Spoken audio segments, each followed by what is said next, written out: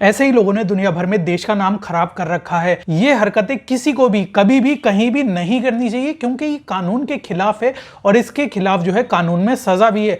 मतलब किसी दूसरे को मारना पीटना, इसके खिलाफ सजा है। ये वारदात है थाईलैंड की थाई स्माइल एयरवेज की।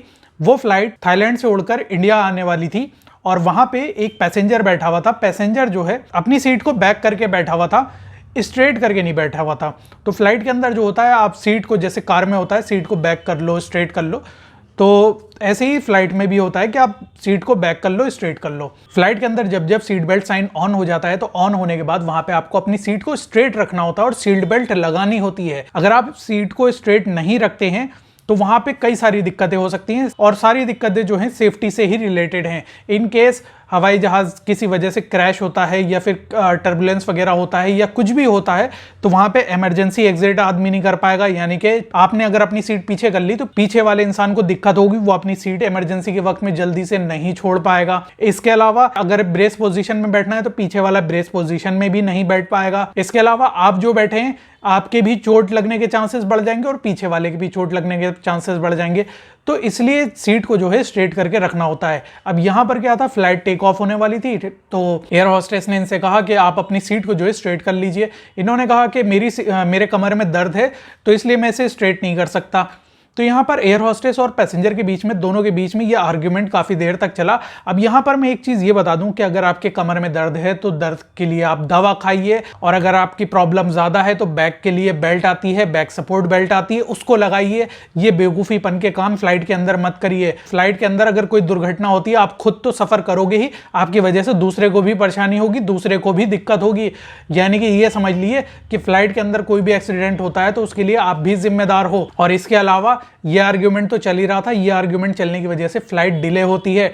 डिले होने का मतलब ये है कि और जो वहां पर बिजनेस के पर्पस से लोग जा रहे हैं या फिर जिनकी कनेक्टिंग फ्लाइट है, उनको फॉरेन पहुंचने के बाद या फिर जहां भी वो जा रहे हैं, जैसे इंडिया ही ये फ्लाइट आ रही थी, तो इंडिया आने के बाद अगर उनका आगे का जो भी प्लान था, मीटिंग का प्लान था या फिर ऑनवर्ड उन्हें फ्लाइट लेनी थी, तो उसमें भी उन्हें दिक्कत होने वाली थी। सिर्फ क्या, आपके एक बेवकूफ़ीपन की वजह से कि आप दवा नहीं खा सकते, आप अपने बैक पेन के लिए बैक सपोर्ट बेल्ट नहीं लगा सकते। जब फ्लाइट का एक बार गेट बंद हो जाता है तो बंद होने के बाद फिर पायलट की जिम्मेदारी होती है कि अंदर जितने भी पैसेंजर हैं उनकी सेफ्टी से रिलेटेड सारी जिम्मेदारी पायलट की हो जाती है और आपकी भी जिम्मेदारी होती है।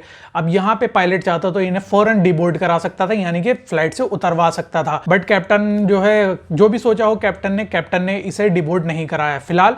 अब यहां पर जब फ्लाइट डिले हो रही थी और ये आर्ग्यूमेंट चल रहा था तो वहां पीछे से 5-6 पैसेंजर आए और इनके साथ बहस करने लगे। फिलहाल जो भी बात होगी इसी सीट को लेके होगी। जो भी बहस होने लगी, होने के बाद फिर उन पैसेंजर ने इनके साथ मार कुटाई शुरू कर दी। अब इनकी पिटाई तो दूसरे पैसेंजर्स ने लगा दी, मगर इस बंदे ने एक बार भी हाथ नहीं उठाया। इसका मतलब यह है कि इस बंदे ने वायलेंस नहीं करा।